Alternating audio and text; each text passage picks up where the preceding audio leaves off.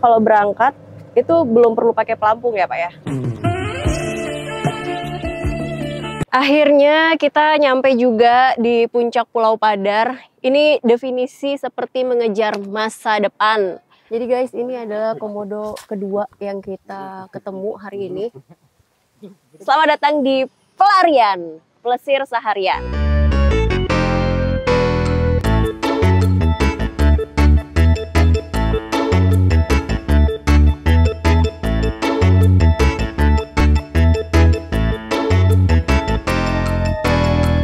Selamat pagi, Sobat Parekraf dari Labuan Bajo. Ini sekarang jam 6 pagi. Masih cukup pagi, tapi sudah mulai terang. Selamat datang di pelarian, plesir seharian. Seperti biasa, aku bakal ngajakin kalian semua untuk jalan-jalan di satu destinasi. Nah, satu hari itu bisa ngapain aja. Dan sekarang, hari ini, itu kebetulan kita akan ajak kalian tuh jalan-jalannya di Labuan Bajo. Aku sudah siap-siap pagi ini mau island hopping. Pertama kita akan ke Pulau Padar, terus nanti lihat komodo di Pulau Komodo. Kalau misalnya kalian mau lihat sunrise di Padar gitu ya, jadi bisa berangkat jam 3 pagi. Cuma karena aku ya udah sunrise-nya di jalan aja gitu. Nanti nyampe Padarnya itu pagi, ya udah berangkat jam segini tuh udah pas banget, pas. Oke, langsung aja lah kita ciao, go, ikutin pelarian, plesir seharian. Buat kamu yang belum tahu, Labuan Bajo adalah salah satu destinasi super prioritas di Indonesia. Hal terpenting dari Hopping Island, kamu harus perhatikan aspek keselamatan di kapal. Dengerin ya, kapten kapal aku lagi briefing. Kita akan menempuh perjalanan ke Padar kira-kira 45 menit. Ini kebetulan kita bisa lihat udah terang ya. Pak, saya harus pakai pelampung nggak sekarang? Enggak, cuman tahu posisi pelampungnya. Oke. Semua bisa pakai pelampung. Ini saya. Caranya? Ini di dalam gimana juga ya, Pak? Ada dua macam ya, yang ini yang tali, yang pakai tali-tali, yang itu talinya udah fix, lebih mudah lagi. Di dalam ada lagi. Boleh nggak saya coba? Boleh tentu. Boleh ya. Sekalian. Berarti kalau normalnya, kalau berangkat itu belum perlu pakai pelampung ya Pak ya? Ya sebenarnya kalau di daerahnya agak bahaya ya. Sebenarnya kita bisa umumkan kapan kita harus pakai pelampung ya. Tapi kalau tenang kayak gini supaya nyaman duduk, mungkin bisa dilepas juga. Insya Allah aman ya Pak ya? Insya Allah aman. Kira-kira aspek keselamatan apa lagi yang harus diperhatikan? Pintu depan ya, ada untuk emergency kalau lagi di dalam, misalnya ada pintu sini emergency. ada api, kita bisa keluar lewat depan. Buka aja bagian atas, kita bisa keluar. Untuk menuju Pulau Padar, kamu bisa sewa speedboat kayak aku gini, atau dengan kapal motor. Ada juga pilihan living on boat atau nginep di kapal dan keliling pulau dengan finisi. Tentunya waktu tempuhnya juga beda-beda ya sob. Perjalanan ke Pulau Padar pagi ini benar-benar eye-pleasing banget. Kita disuguhkan pemandangan yang luar biasa sambil menikmati matahari terbit di perjalanan. Akhirnya nyampe di Pulau Padar. Kita mau naik dulu ke bukit, abis ini baru lihat komodonya. Jadi untuk beberapa saat aku bakal di sini untuk nanti foto dari atas. Kayaknya sih bakal bagus ya. Dan ini masih golden hour, jam 7 pagi. Tadi perjalanan sekitar 1 jam lah, dan perjalanannya alhamdulillah lancar. Kita akan ke pos tiket dulu, baru nanti kita naik ke Padarnya. Yuk.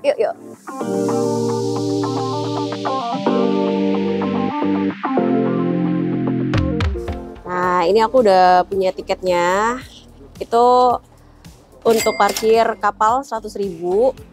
Terus karcis kegiatan wisata alam pengamatan kehidupan liar itu 10.000 ya. Terus karcis kegiatan wisata alam penelusuran hutan atau trekking itu 5.000 dan karcis masuk pengunjung Taman Nasional Komodo 5.000. Jadi totalnya 120.000. Oke, sekarang kita naik ke atas. Kurang lebih ada 800 anak tangga untuk sampai ke puncak Padar. Lumayan juga ya, tapi semangat! Akhirnya kita nyampe juga di puncak Pulau Padar. Ini definisi seperti mengejar masa depan. Prosesnya bisa melelahkan, tapi sampai atas kita tuh menikmati keindahannya. Ya udah, sekarang karena tadi udah capek naik, Sebelum turun istirahat dulu sambil menikmati keindahan Pulau Padar. Wah, pemandangannya bagus banget. Seketika aku jadi kagum banget sama alam Indonesia. Pulau Padar hari ini lumayan rame. Sejauh mata memandang, banyak wisatawan asing yang datang ke sini.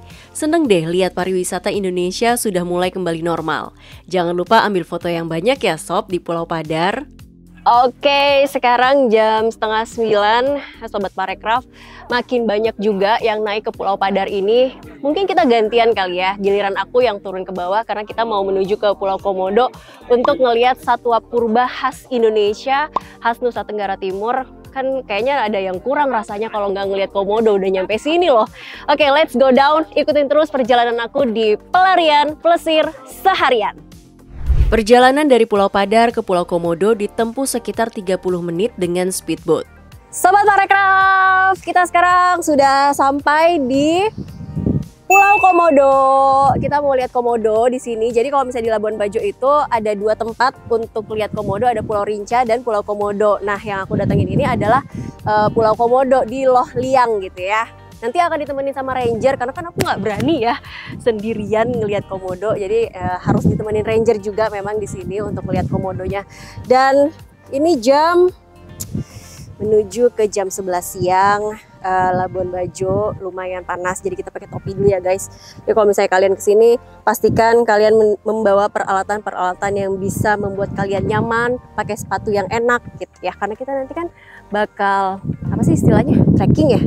Trekking untuk melihat komodonya gitu. Kalian bisa pilih nih, bisa trekking yang short, medium, atau yang long trek gitu. Come on, come on, come on.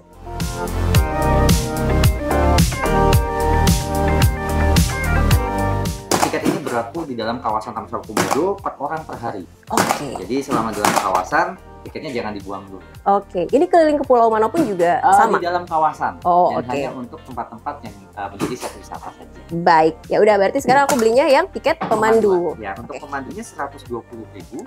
Oke, harganya itu 120.000 ya, teman-teman, untuk pemandu. Tadi aku bilang apa? Ranger ya? Ternyata bukan ranger. Kalau ranger itu untuk pengelola dan penjaga kawasan Taman Nasional Komodo ini ya Mas ya. Nah kalau misalnya untuk pemandu wisatawan itu namanya naturalis guide.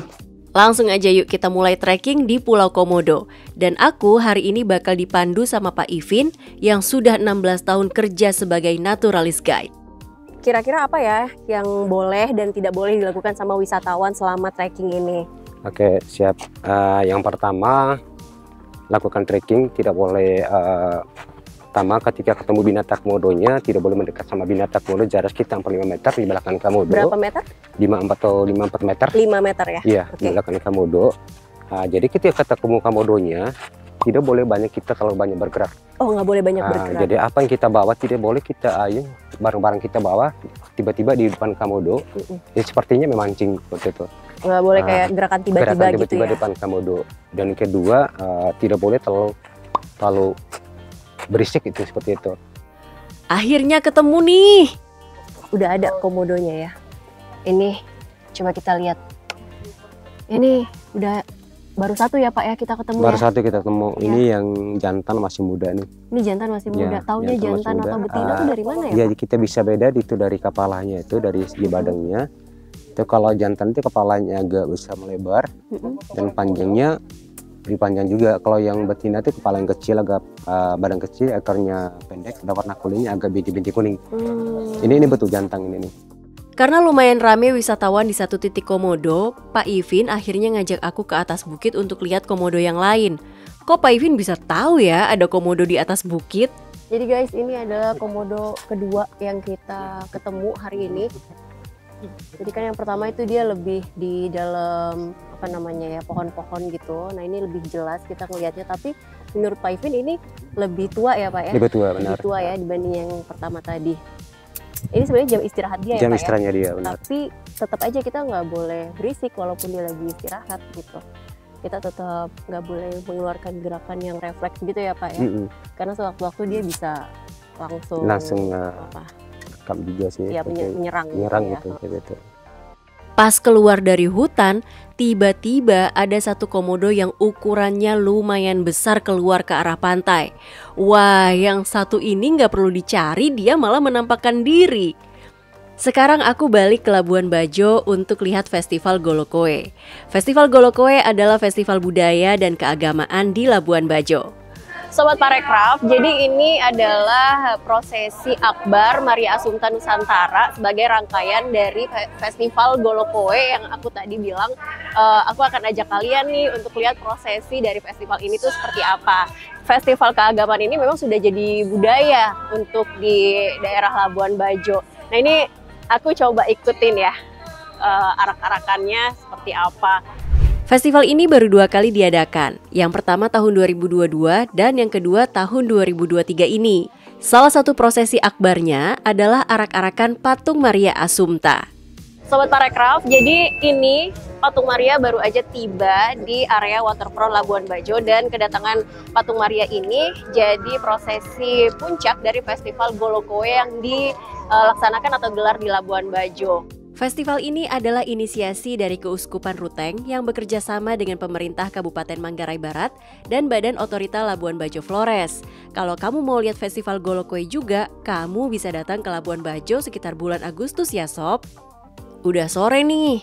Setelah lihat Festival Golokoe, aku langsung menuju ke Puncak Waringin yang lokasinya nggak jauh dari waterfront untuk menikmati sunset. Puncak Waringin ini nantinya akan jadi pusat cenderamata di Labuan Bajo yang bisa dikunjungi wisatawan dan tentunya menjadi spot untuk melihat matahari terbenam. Puncak Waringin juga dilengkapi dengan amfiteater yang akan diisi dengan pentas budaya. Jadi wisatawan yang datang bisa menikmati pentas budaya dengan background sunset. Sore ini judulnya Aku dan Matahari. Jadi tadi udah seharian keliling Labuan Bajo dari pulau, kemudian lihat festival. Sekarang waktunya kita menikmati matahari terbenam di Labuan Bajo. Kalau kalian ke Labuan Bajo, Puncak Waringin ini bisa jadi salah satu spot untuk ngelihat sunset. Coba sekarang sebutkan satu nama yang pengen banget kalian ajakin ke Labuan Bajo untuk menikmati sunset sama-sama. Ya udah Sobat Parekraf, yuk kita nikmati matahari terbenam di Labuan Bajo sore ini bareng-bareng. Matahari sudah tenggelam, langit pun memerah, siluet bukit-bukit dan kapal di pelabuhan kelihatan cantik banget. Udah seharian jalan-jalan, mari kita tutup hari ini dengan makanan yang enak. Di sini ada tempat makan seafood yang namanya Kampung Ujung. Kalau kamu ke Kampung Ujung, kalian tinggal pilih mau seafood apa. Semuanya fresh. Harga ikan dan seafood di sini juga sudah termasuk jasa masak ya. Jadi kita tinggal tunggu dan makan. Finally, makanan aku datang. Kayak yang aku pesan tadi, ini definisi makan besar sih teman-teman. Jadi ada ikan kue dibakar, terus ada cumi. Katanya sih bumbu rahasia, tapi kalau aku lihat ini kayaknya kayak saus padang gitu. Terus cumi goreng crispy dan juga sayur kangkung. Jadi kira-kira itu ya cerita aku di Labuan Bajo hari ini. Jangan lupa untuk terus ikutin perjalanan di pelarian Plesir Seharian. Kita ketemu lagi ya di episode selanjutnya. Bye-bye, aku lanjut makan dulu.